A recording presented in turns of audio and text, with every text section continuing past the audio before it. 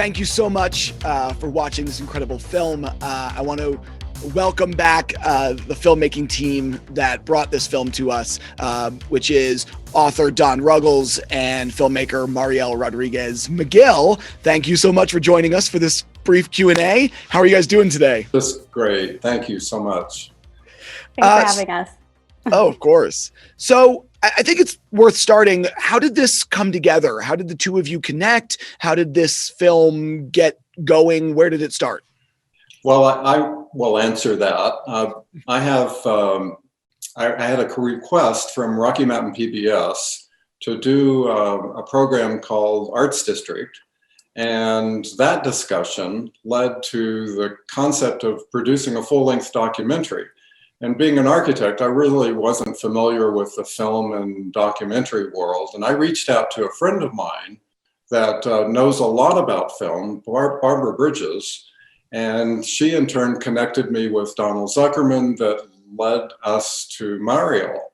And frankly, it's been an incredible team. One of the great experiences of my professional career to work with Donald and Mariel. Yeah, and it was so great. So Don's book came out in 2017, correct? And so the initial idea for the project was to create a film based on the book. And, we sat down and decided if this is going to become a feature-length project, let's really expand. And, there are a number of architects and neuroscientists and cognitive scientists who are exploring this new field. And so we thought, why not take the opportunity and reach out to them and see, where this field is going and what different people are doing and what different types of experiments are happening. And, it is the very beginning of this new field of bringing architecture and neuroscience together. And so there's a lot more that will happen. As you saw in the film, there are some early experiments happening right now and some early research. And so we're really excited to see where this field continues to go. It's somewhat of a heady topic, of course, as you both know. What were the challenges in making it digestible for audiences, both in the book and in the documentary film? Sure. Well, so one thing I think that I really loved about Don's book is that he has so many great visuals and so many great graphics. And obviously, as film lovers, we're all very visual people. And so I think one of the things that really helped with the film was we were able to include some graphics that help visualize what we're trying to learn. So, when you're talking about the parasympathetic and the sympathetic, being to have those visuals of the different heart rates and, seeing a bear to represent flight or fight response, or seeing someone lounging on a couch to represent that rest and relaxation. Same with, understanding how many different bits come into your eye per second. Being able to have those visuals, I think, really helped.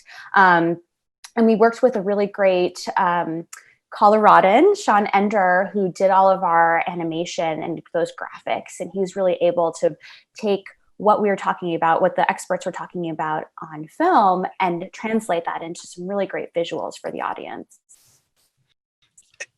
Yeah, go ahead, Don. When you were writing the text, and you're imagining your audience, how do you convey sort of the complicated nature in a way that's digestible for them? Well, the book was written for the general public as well as architects and designers.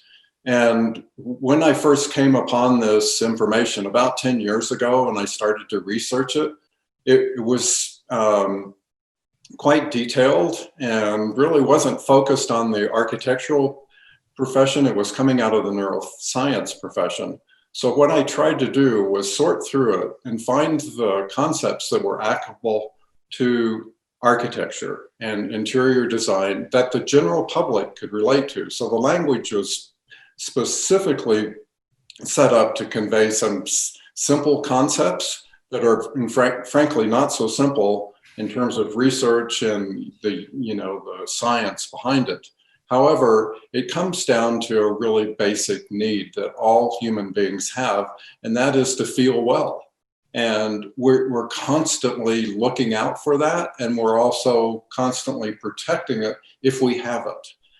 So it's about survival and pleasure, the two fundamental emotions of humankind's life. And so I think, what we were trying to do is make this feel like an exploration. As you went through the book, you were starting to uncover things that you probably had never noticed before.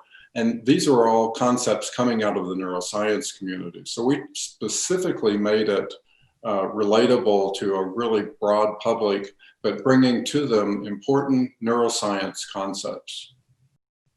You're both in Colorado or based in Colorado.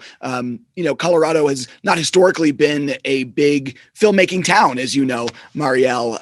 What are the unique challenges or maybe the benefits of making films based here in Colorado? You know what I think is so great about Colorado is that we have such a tight-knit filmmaking community. For this project, obviously we traveled a bit outside of Colorado, but I was able to work with Janine Trudell, who's a fantastic local videographer. I had worked with her previously at Rocky Mountain PBS. We were able to work with a local editor. We have co-producers who are from Colorado, and really just having that support from that community. Being able to also reach out to other local documentarians in Colorado and say, hey, what are your thoughts on this? Or would you mind taking a look at this rough cut? I think that the fact that we have such a supportive community here and that it doesn't feel as cutthroat or as competitive as maybe some other places, it's just a really great place to create and to be able to collaborate on film. And Don, after writing the book and intending an audience specifically for that, and now seeing the film, which is going to reach a completely different and new audience, like our audience here at the Denver Film Festival, what are your thoughts? Did it translate the way you thought? Are you excited about the possibility of reaching new audiences? We have 20 professionals on camera in the film, and they were interviewed individually from England to the East Coast of the US and frankly, all across the US and in Canada. And the amazing way that Mario wove all of those interviews together into a narrative that supports the theme of the book is really quite remarkable. And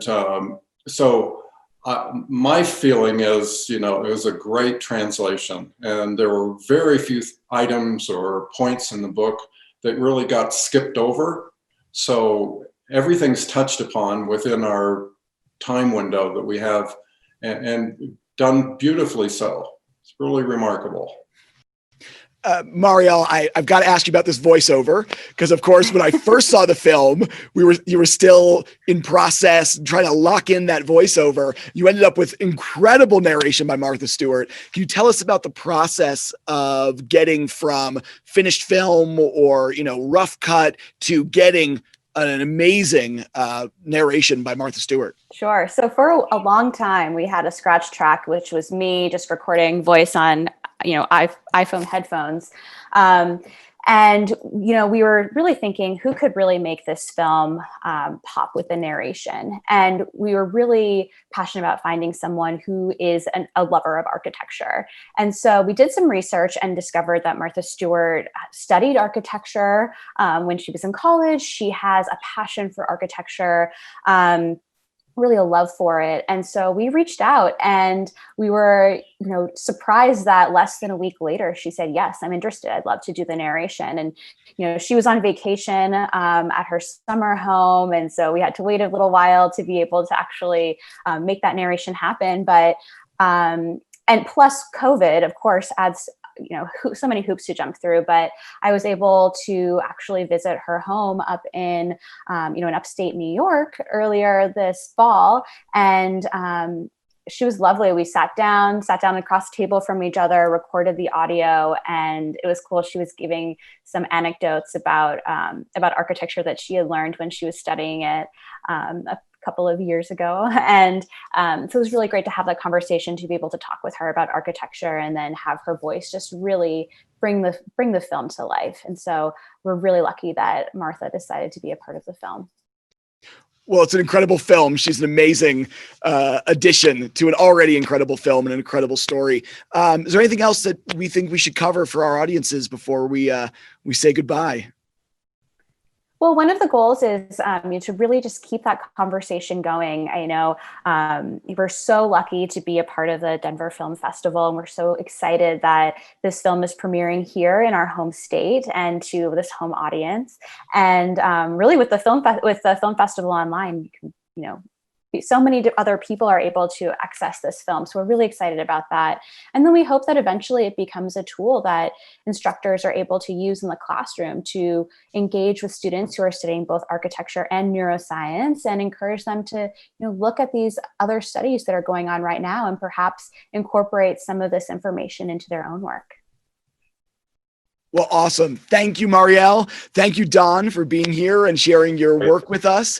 I want to remind our audiences that this film is up for the People's Choice Award for the best film in the Colorado Spotlight section. One of these films is going to walk away with that award, and you can help by voting right now and cast your vote for Built Beautiful, an architecture and neuroscience love story with narration by Martha Stewart.